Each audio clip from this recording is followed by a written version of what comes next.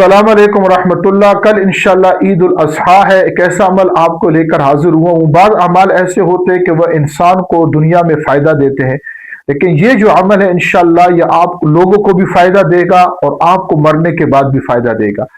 आप सल्लल्लाहु अलैहि वसल्लम का हदीस शरीफ मुबारक हदीस है कि जो शख्स ईद के दिन 300 मरतबा सुब्हानल्लाह व बिहम्दिही पढ़ेगा तो और पढ़ने के बाद तमाम दुनिया के जितने भी इंसान हैं, मुसलमान हैं, उनकी कब्रों पर इसाले सवाब की नियत करेगा तो हर कब्र पर 1000 नूर जो है वो दाखिल होगा। अब जब इस वजीफे को आपने पढ़ लिया तो इसाले सवाब किया तो तमाम मुसलमानों को फायदा पहुंचा। और इसको अपना खुद फायदा क्या होगा?